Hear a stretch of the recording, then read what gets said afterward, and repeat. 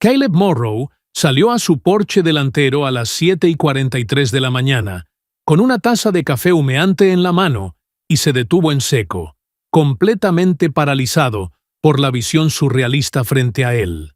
La carretera de tierra frente a su casa en la aldea de Río Seco, en las montañas de Asturias, estaba totalmente enterrada bajo una hilera imposible de capós negros, parrillas de cromo reluciente y el rugido bajo de motores que nunca antes habían pisado un camino rural en toda su existencia.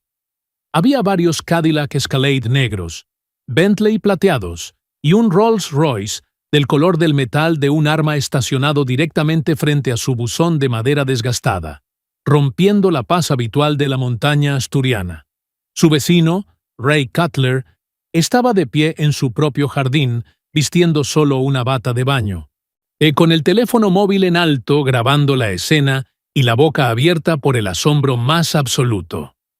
El pequeño Eli apareció al costado de Caleb, parpadeando ante la luz del sol y la extraña procesión en pijama, frotándose los ojos mientras intentaba comprender por qué su tranquilo camino se había convertido en un desfile de lujo. Entonces, una de las puertas delanteras del vehículo líder se abrió lentamente, y una mujer descendió con una elegancia que parecía fuera de este mundo en aquel entorno rural. Llevaba un vestido rojo, ajustado y elegante, de ese tipo de rojo vibrante que no pedía disculpas por su presencia, complementado con un abrigo de color blanco crema sobre sus hombros. Sus tacones golpearon la carretera de tierra con el sonido deliberado y firme de alguien que nunca había tenido que ajustar su paso por el terreno irregular o el barro de la montaña. El bolso que colgaba de su brazo era blanco, estructurado, y probablemente valía más que la camioneta de Caleb y todas sus herramientas juntas. Su cabello, de un tono oro oscuro, caía suelto más allá de sus hombros, brillando bajo el sol asturiano con una perfección casi artificial. Su rostro era de una belleza tan impactante que hizo que Ray Cutler olvidara por completo que estaba sosteniendo un teléfono para grabar. Ella caminó directamente a través de la carretera, ignorando el polvo, y se detuvo frente a Caleb con una determinación gélida. Caleb la miró fijamente, apartó la vista y volvió a mirarla, tratando de encontrar algún rastro de reconocimiento en su memoria, pero no encontró nada. No había nada familiar en la línea de su mandíbula, en la forma penetrante de sus ojos o en la manera autoritaria en que se mantenía erguida frente a él. «Lo siento mucho», dijo finalmente Caleb, con la voz un poco ronca por el aire fresco de la mañana. «¿Nos conocemos de algo? No recuerdo haberla visto antes por estas tierras». La mujer inclinó la cabeza ligeramente, observándolo con una intensidad que parecía querer leer su alma a través de su ropa de trabajo. «Vine a buscarte específicamente porque eres difícil de encontrar». «¿Me olvidaste tan rápido después de lo que ocurrió?», preguntó ella con una voz clara. «Anoche fuiste tú quien me dejó entrar en tu casa cuando no tenía a dónde ir bajo la tormenta». La boca de Caleb se abrió y se cerró sin emitir sonido alguno mientras intentaba procesar sus palabras bajo la presión de la situación. Miró el convoy de coches de lujo que bloqueaba el camino. Luego volvió a mirarla a ella, pero nada en su cerebro lograba conectar a esta mujer poderosa con la figura empapada de anoche. Eli tiró suavemente de la camisa de su padre, buscando seguridad ante la imponente presencia de la desconocida que había alterado su mañana. «Papá, ¿quién es ella? ¿Es una reina o algo así?», preguntó el niño con la inocencia propia de sus 8 años. Caleb sacudió la cabeza, sintiéndose más confundido que nunca en su retiro voluntario en las montañas. «No tengo ni la menor idea, pequeño.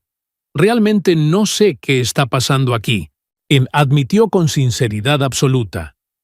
Para comprender cómo una mujer como Nora Ashby terminó en un camino de tierra en Río Seco un martes por la noche a las 11:17 con un GPS muerto, hay que retroceder.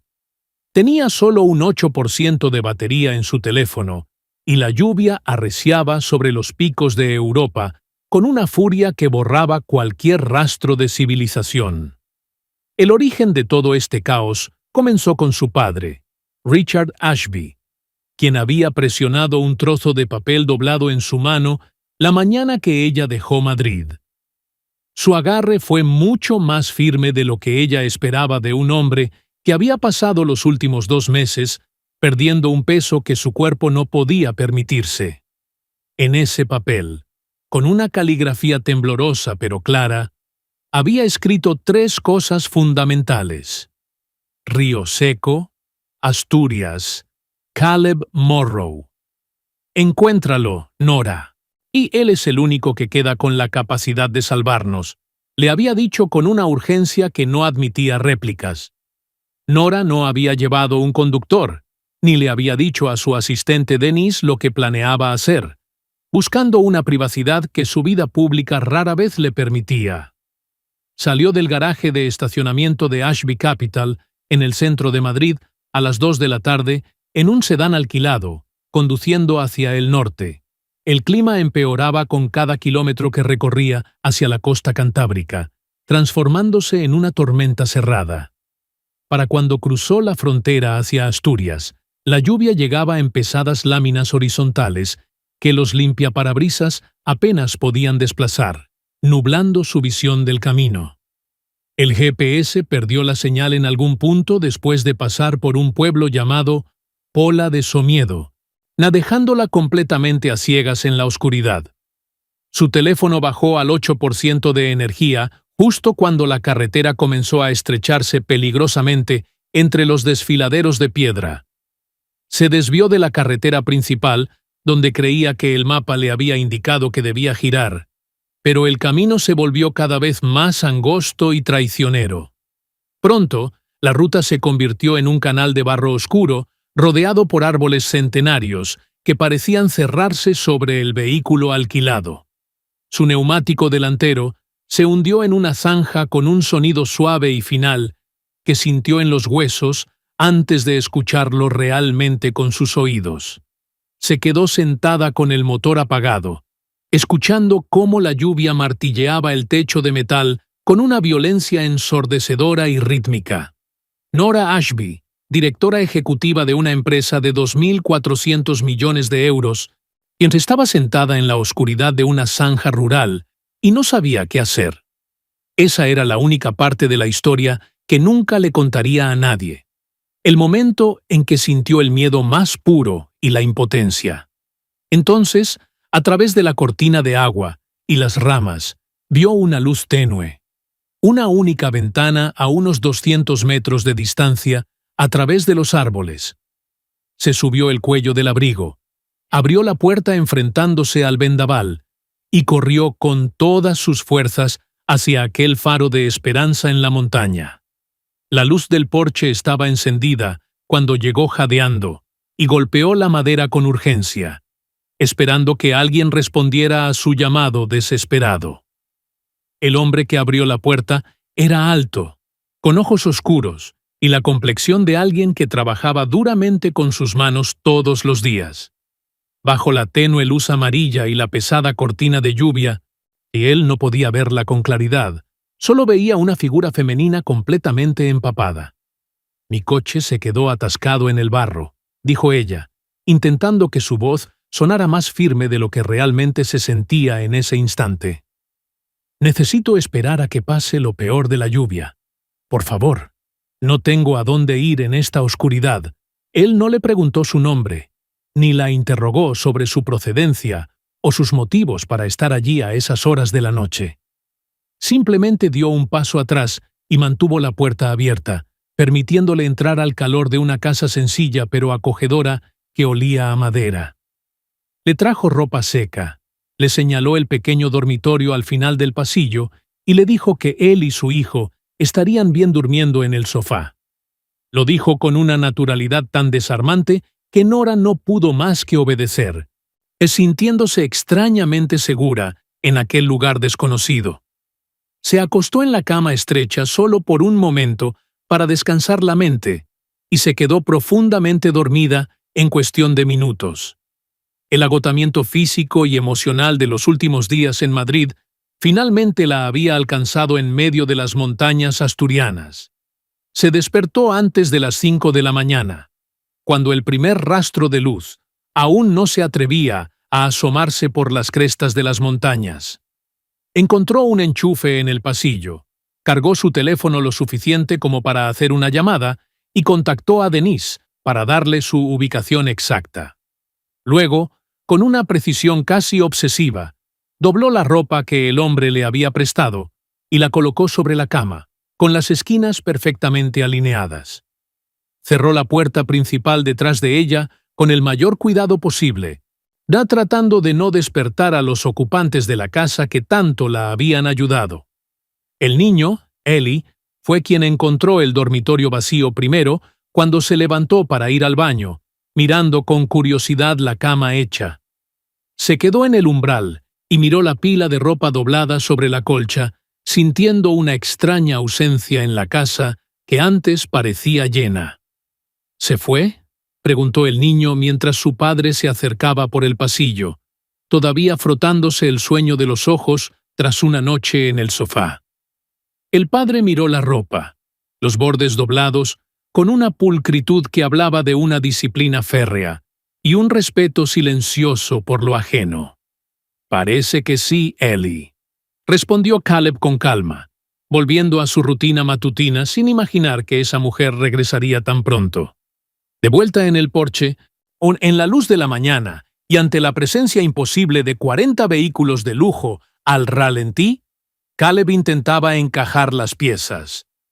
La mujer frente a él mencionó la ropa doblada, agradeciendo el gesto de hospitalidad que él le había brindado sin esperar nada a cambio. Algo en la mente de Caleb cambió, no un reconocimiento de su rostro, sino el reconocimiento de la descripción de los hechos que solo ella podía conocer. «Eras tú», dijo él finalmente, y no fue tanto una pregunta como una confirmación de una verdad que empezaba a emerger entre el lujo y el barro.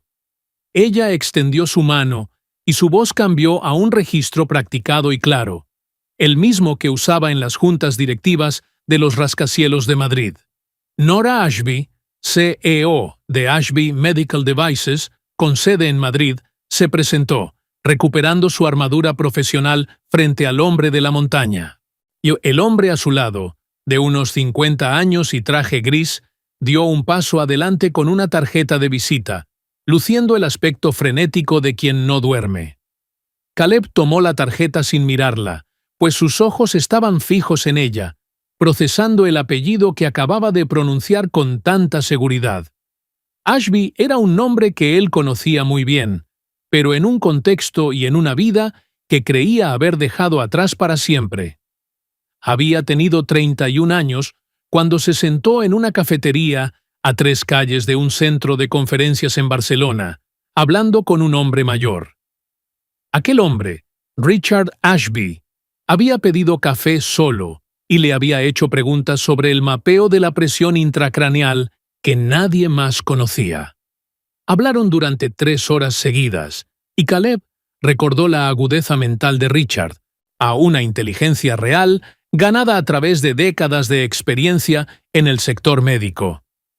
Richard le había preguntado qué haría cuando sus técnicas quirúrgicas superaran la voluntad de las instituciones para apoyarlas, una pregunta que persiguió a Caleb durante años. Ahora, viendo a la hija de aquel hombre frente a su casa en Asturias, el pasado chocaba violentamente con su presente de una manera que no esperaba. Ella seguía hablando, explicando que buscaba a un médico específico que su padre le había pedido encontrar antes de que fuera demasiado tarde. Nora explicó que estaba siguiendo una dirección antigua cuando la tormenta la atrapó, y que su equipo lo compensaría generosamente por la ayuda de la noche anterior. «¿A quién estás buscando exactamente?», preguntó Caleb con una voz muy baja, que mientras Eli lo observaba con curiosidad desde el suelo del porche. Nora hizo una pausa, pronunciando el nombre con cuidado, como si fuera un objeto de cristal que pudiera romperse si no se manejaba con la delicadeza adecuada. Busco a un médico que se especializó en neurocirugía. Su nombre es Caleb Morrow, y mi padre dice que es el único que puede ayudarle ahora. Ely miró a su padre, pero la expresión de Caleb no cambió, manteniéndose como una máscara de piedra ante la revelación de su identidad oculta. Miró a Nora, luego a la fila de coches y finalmente suspiró, comprendiendo que el anonimato que había construido se había desmoronado en un instante. «Pasad dentro», dijo Caleb finalmente, dándose la vuelta y caminando hacia el interior de la casa, sin esperar a ver si ella lo seguía. Nora lo siguió de inmediato, y Dennis Hale fue tras ella, que ya buscando su teléfono para coordinar los siguientes pasos de la operación de rescate. Ray Cutler seguía observando desde el otro lado de la calle en su bata, tomando fotografías sin parar de la escena más emocionante de la década. Dentro de la pequeña cocina, con la luz de la mañana entrando por la ventana sobre el fregadero, Nora comenzó a contarle la historia completa de su padre. Richard Ashby estaba muy enfermo, con un tumor cerebral situado en una ubicación que hacía que cualquier enfoque quirúrgico convencional fuera extremadamente peligroso para su vida. Los mejores neurocirujanos de Madrid, especialistas de Berlín y expertos de Nueva York habían revisado el caso, y todos habían llegado a la misma conclusión. El tumor era inoperable debido a su densidad y la proximidad a vías neuronales críticas que controlaban funciones vitales del lenguaje y la memoria del paciente. Todos los médicos habían dicho que entrar allí era arriesgarse a dejar a su padre sin habla, sin recuerdos, o directamente acabar con su vida en la mesa. El pronóstico sin intervención era de apenas 3 a 6 meses de vida, una sentencia de muerte que Richard se negaba a aceptar sin luchar. Richard había escuchado a cada uno de ellos, les había dado las gracias con educación, y luego llamó a su hija para hablarle de Caleb. Recordaba al joven médico de Barcelona como el cirujano más extraordinariamente silencioso que había conocido, alguien que entendía el cerebro como algo sagrado que debía protegerse. Richard creía firmemente que si alguien podía enfrentar lo imposible, ese era Caleb Morrow, el hombre que simplemente había desaparecido de la faz de la tierra. Pero Caleb Morrow se había desvanecido sin dejar rastro, sin dirección de reenvío, sin licencia médica activa ni afiliaciones hospitalarias en ningún lugar de España. No había registros de actividad profesional después de una fecha específica hace varios años, como si el hombre hubiera decidido dejar de existir para el mundo. El investigador privado que Nora contrató encontró un rastro que llevaba a un apartamento en Oviedo vacío hace 8 años y un registro de coche antiguo. Esa fue la única pista que la llevó hasta Río Seco. Hay un lugar donde el tiempo parecía haberse detenido y donde Caleb esperaba no ser encontrado nunca. Nadie ha sido capaz de encontrarlo en todo este tiempo. Se ha convertido en un fantasma para la comunidad médica internacional, dijo Nora con seriedad. Ella lo miraba directamente, con esa intensidad que Caleb recordaba de su padre, buscando una respuesta que solo él podía darle en ese momento.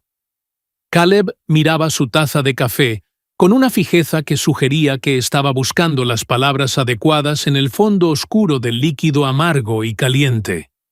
Ely, que comía cereales en el extremo de la mesa, se había quedado muy quieto, de esa manera particular en que los niños entienden más de lo dicho. Caleb dejó la taza lentamente sobre la madera gastada y preguntó qué dirección buscaba ella originalmente cuando se quedó atrapada en el barro de la montaña. Y Nora sacó un papel doblado con las esquinas desgastadas y leyó en voz alta la dirección que su padre había escrito con tanta urgencia y esperanza. Caleb reconoció la dirección sin esfuerzo alguno. Era el apartamento de Oviedo que había abandonado hacía 8 años cuando decidió dejarlo todo atrás. No dijo nada sobre el hecho de que esa era su antigua vida. Simplemente miró por la ventana hacia su vieja camioneta, con una luz trasera rota. Eli observaba el rostro de su padre con la precisión de un niño que ha aprendido a leer cada pequeño cambio en las sombras de sus ojos. Nora también lo observaba, y con la inteligencia de quien entiende las cosas, antes de tener todas las pruebas, empezó a comprender la verdad oculta. Empezó a darse cuenta de que no había buscado en el lugar equivocado, sino que simplemente había estado buscando a la versión equivocada del hombre que necesitaba.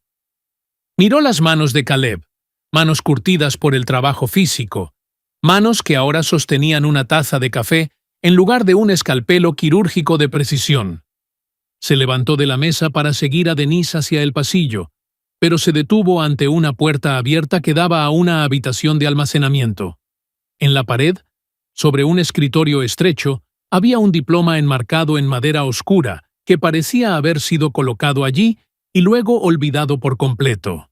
El cristal del marco tenía una fina capa de polvo, pero el papel detrás de él todavía brillaba con la autoridad de los logros académicos de alto nivel. Decía, Doctor en Medicina, Neurocirugía y Cirugía General, Universidad Johns Hopkins. Fue otorgado a Caleb James Morrow, con los más altos honores posibles. Nora se quedó muy quieta, mirando el nombre en el diploma, y luego mirando hacia la cocina, donde Caleb estaba lavando su taza de café con calma. Vio a un hombre con una camisa de trabajo, un camión de electricista en la entrada y dibujos de niños pegados con imanes en la nevera de la casa. Esto era en lo que él se había convertido. No una versión reducida de sí mismo, sino algo completamente diferente y elegido con toda la intención. «Eres tú», dijo ella con una voz que sonó más suave y despojada de su habitual pulido profesional de ejecutiva de éxito. «Eres él», repitió, y Caleb cerró el grifo. Se secó las manos con un paño de cocina y se dio la vuelta para enfrentarla con una mirada cansada. «Ya no ejerzo la medicina, Nora», dijo él con una firmeza que no admitía discusión. Da 4 palabras que pesaban como el plomo en el aire de la cocina. Ella dio un paso hacia él, ignorando la barrera invisible que él intentaba levantar entre su pasado y su presente en aquel pueblo de montaña.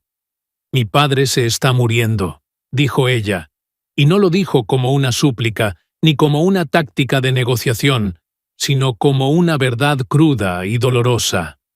Caleb la miró de una manera diferente, viendo finalmente la tensión en sus ojos y la forma en que sus manos temblaban ligeramente a pesar de su esfuerzo.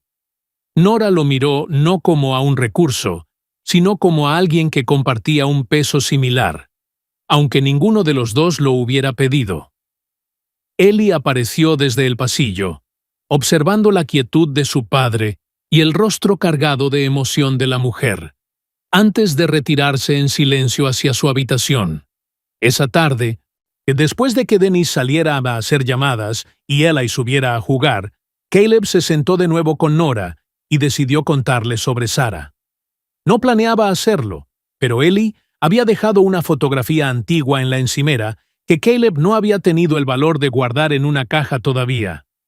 La foto mostraba a un Caleb más joven, con bata blanca, sonriendo junto a una mujer rubia que se reía de algo fuera del encuadre de la cámara. Ella tenía un rostro lleno de vida, el tipo de rostro que iluminaba cualquier habitación en la que entrara, y Nora supo de inmediato quién era ella. Caleb comenzó a hablar de Sarah, que tenía 34 años cuando un camión se saltó un semáforo en rojo un jueves lluvioso de marzo en Oviedo. La llamada llegó al centro médico donde Caleb trabajaba a las 8:47 de la noche, y para cuando supo que era ella, ya estaba corriendo hacia el quirófano. Él mismo la operó, porque no había nadie más esa noche con su nivel de experiencia para tratar el tipo de hemorragia intracraneal que ella presentaba. Se preparó para la cirugía, porque la alternativa era esperar en el pasillo mientras alguien con menos habilidad trabajaba en el cerebro de su propia esposa. Hizo todo correctamente, cada decisión técnica, cada respuesta a las complicaciones, siendo el mejor cirujano que el hospital había visto jamás en una situación de crisis. Pero no fue suficiente para salvarla. Sarah murió a las 12:19 de la madrugada en sus manos, y algo dentro de Caleb murió con ella esa misma noche. Dejó la medicina de golpe, renunció a su puesto, se abandonó su apartamento y condujo hacia el norte hasta detenerse en Río Seco para criar a Ellie solo. Caleb terminó su relato y la cocina quedó sumida en un silencio sepulcral, solo interrumpido por el silbido del viento asturiano golpeando las ventanas de madera de la casa. Nora esperó un momento antes de hablar, respetando el dolor que todavía emanaba de aquel hombre que lo había sacrificado todo por un amor que no pudo salvar. Mi padre no me pidió que te buscara por tus títulos, Caleb. Me dijo que eras el único médico que trataba a los pacientes como personas reales. Hizo una pausa significativa. Dijo que tu conversación en Barcelona fue lo más claro que recordaba de esa década, porque hablabas del cerebro como algo que valía la pena proteger. Caleb no respondió de inmediato, pero por primera vez se sentó a la mesa de manera diferente, y rompiendo la distancia defensiva que había mantenido. Denise Hale seguía afuera en el jardín, permitiéndoles la privacidad necesaria para que Nora pudiera terminar de exponer su caso desesperado ante el cirujano. Ella le pidió que fuera a Madrid solo para revisar el caso, para mirar los escáneres y decir si los otros médicos habían pasado algo por alto en sus análisis. No le pedía promesas, ni que operara de inmediato. Solo le pedía su visión experta, esa forma única de entender la neurología que su padre tanto admiraba. Caleb insistió en que su licencia había caducado y que no tenía privilegios en ningún hospital, tratando de poner obstáculos legales a una petición que era emocional. Nora rebatió cada punto con precisión, explicando que el centro Ashby tenía protocolos para consultores de emergencia y que ella se encargaría de toda la logística necesaria. El dinero no es el problema, Caleb. Nunca lo ha sido para nosotros. Solo queremos una oportunidad para que mi padre siga viviendo un poco más. Caleb la escuchó terminar, sabiendo que ella no se detendría ante nada para conseguir lo que creía que era lo correcto para su familia. «Sabes que esto no se trata de los papeles», dijo Caleb, mirando a Denise a través de la ventana, reconociendo que la lucha era interna y no administrativa. El silencio volvió a reinar hasta que Ellie bajó las escaleras, habiendo escuchado parte de la conversación desde el rellano con esa curiosidad innata de los niños.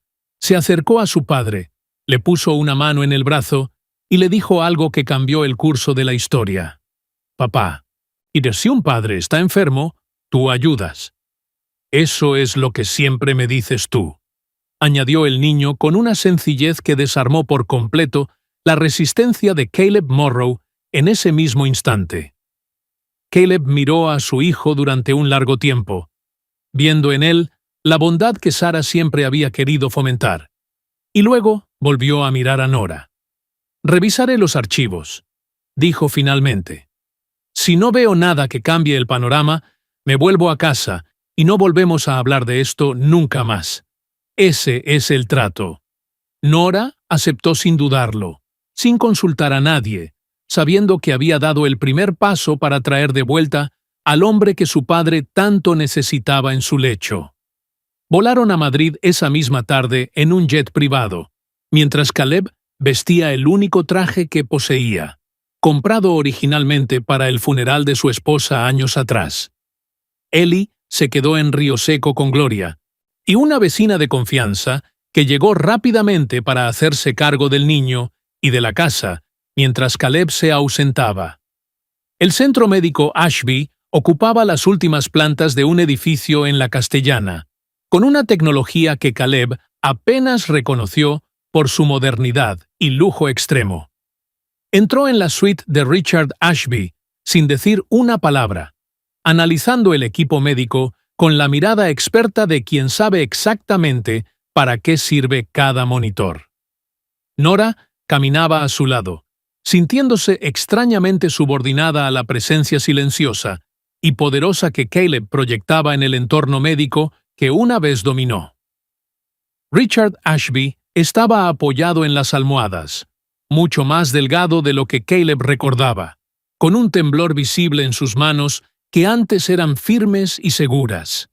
Sus ojos, sin embargo, seguían siendo los mismos, agudos y presentes y cargados de una inteligencia que la enfermedad no había logrado arrebatarle todavía, a pesar del tiempo.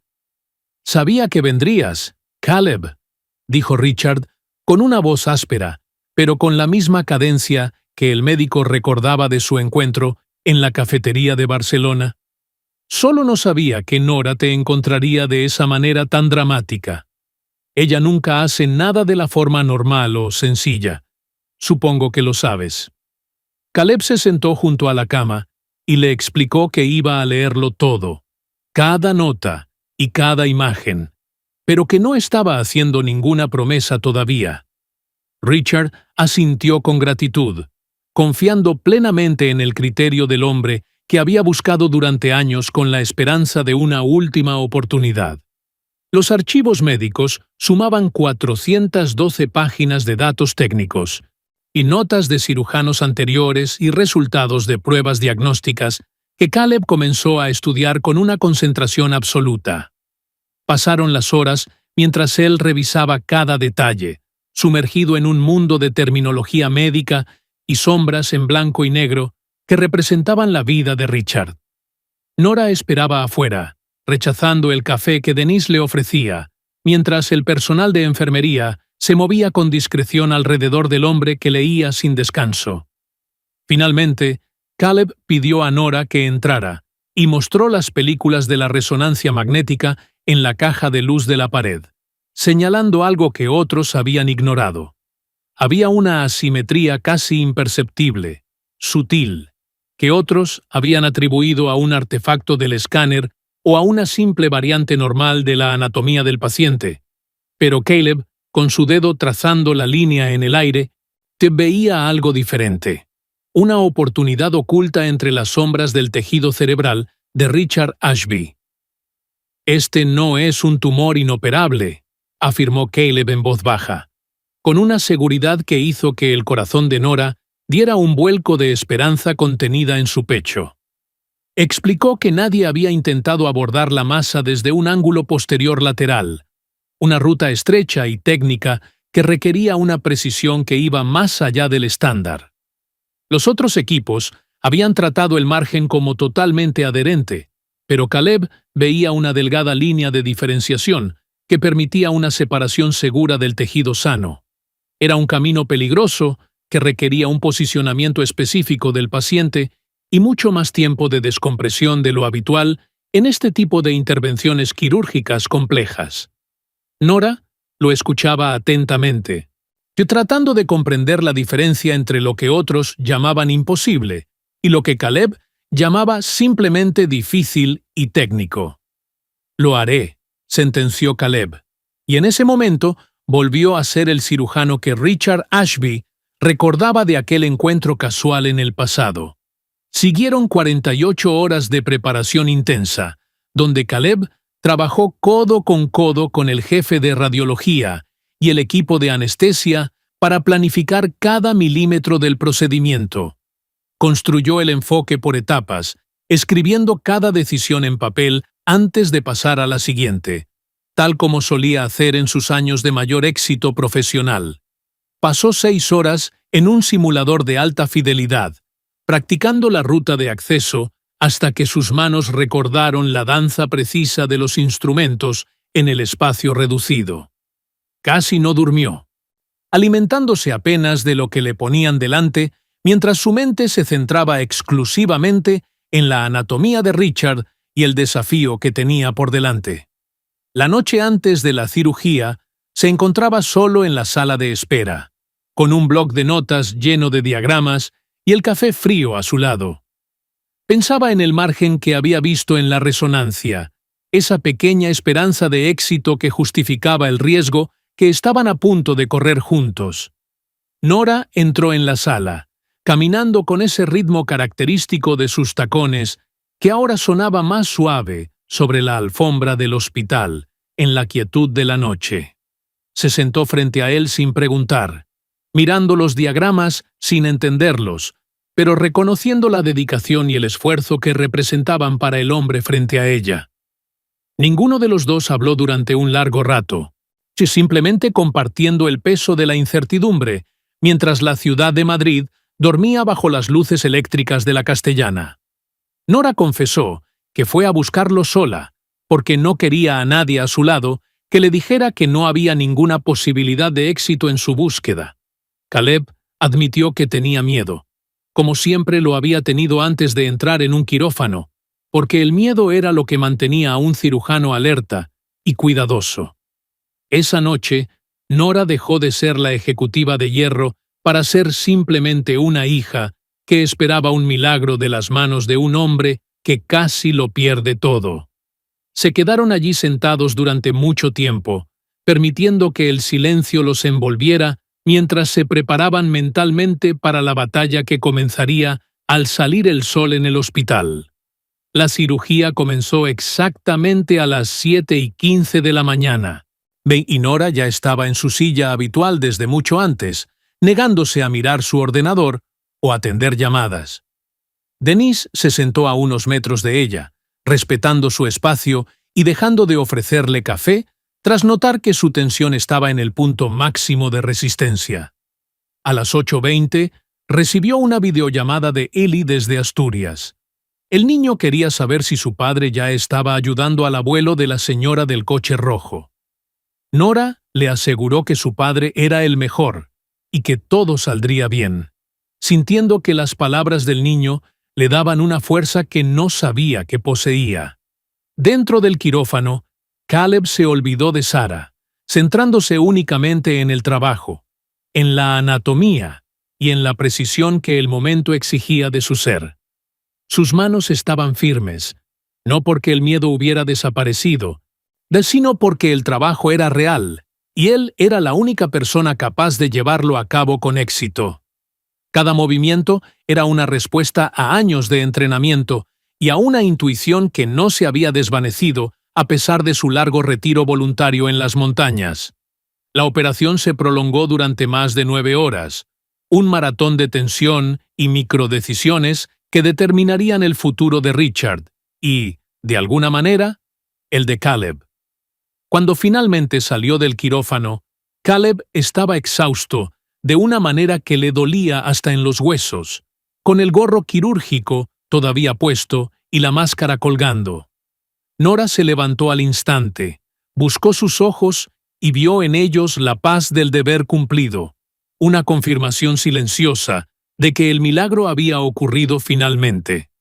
Caleb asintió una sola vez, de forma sencilla, y Nora supo que su padre iba a vivir gracias al hombre que el barro le presentó. La recuperación de Richard Ashby fue asombrosamente constante, superando todas las expectativas de los médicos que antes habían dado por perdida su vida y sus capacidades mentales. El tumor había sido extirpado por completo, y el enfoque posterior lateral de Caleb había funcionado a la perfección, sin causar daños colaterales en el tejido cerebral circundante. En las semanas siguientes, Richard recuperó el habla clara. Su memoria se mantuvo intacta, y el temblor de sus manos disminuyó hasta volverse casi imperceptible para los demás. 6 semanas después de la intervención, Richard llamó a Caleb, que ya había regresado a su tranquila vida en Río Seco, para estar con su hijo Eli tras el torbellino. Quiero preguntarte algo, no como paciente, sino como alguien que sabe leer a las personas. ¿Considerarías volver a la medicina?, le propuso Richard con esperanza en su voz. Caleb miró por la ventana de su cocina hacia el valle asturiano, sintiendo que la pregunta de Richard abría una puerta que él creía haber sellado con hormigón. «No estoy listo para decir que sí a eso todavía», respondió Caleb con sinceridad, reconociendo que el camino hacia la sanación total de su propio corazón aún no terminaba. «Lo sé», dijo Richard. Solo quería que supieras que la puerta existe y que el mundo médico es un lugar más pequeño y pobre sin tu presencia en él. En un sábado de finales de noviembre, un sedán azul oscuro subió por el camino de tierra de Río Seco, sin previo aviso, sin conductores ni asistentes que lo precedieran. Nora apagó el motor y observó el jardín donde Caleb estaba pintando la valla de madera blanca con la ayuda de Ellie, que estaba cubierto de pintura hasta las cejas. Caleb no se detuvo de inmediato, siguiendo con sus trazos pausados mientras escuchaba el sonido de la puerta del coche cerrándose y los pasos conocidos acercándose por la hierba. Nora se sentó en los escalones del porche, después de que Ellie entrara en la casa a buscar algo de comer, disfrutando de la luz dorada del otoño. No me reconociste aquella noche, porque estaba oscuro y llovía demasiado, comentó Nora con una sonrisa suave, recordando el caos de su primer encuentro en medio de la tormenta. Recuerdo la ropa, respondió Caleb, sentándose a su lado con 2 tazas de café. Fue la única forma que tuve de darte las gracias, sin despertarte aquella mañana. Pasó un momento de silencio cómodo, de esos que no necesitan ser llenados con palabras vacías, mientras ambos observaban la paz de las montañas asturianas bajo el sol. Mi padre me preguntó si creía que volverías a la medicina algún día, dijo ella, mirándolo fijamente, buscando una respuesta en la calma que ahora proyectaba el cirujano. Le dije que no lo sabía con certeza, pero que pensaba que lo harías porque en el quirófano no solo eras bueno, sino que eras tú mismo. Caleb no respondió con palabras, pero su mirada hacia el horizonte sugería que la posibilidad ya no le resultaba tan ajena ni tan dolorosa como antes. Ellie salió de la casa con una manzana y se sentó entre ellos, comenzando a contar una historia interminable sobre algo que había sucedido en la escuela del pueblo aquella semana. Nora lo escuchaba con una atención genuina, sin revisar su teléfono ni pensar en las reuniones de la junta directiva que la esperaban en Madrid el lunes siguiente. Tenía algo de pintura en sus botas de lujo, pero no parecía importarle en absoluto mientras se sumergía en la sencillez de la vida rural asturiana junto a ellos. El camino frente a la casa estaba vacío y silencioso bajo los robles desnudos, sin convoyes de coches negros, ni la presión de otra vida que no fuera esta.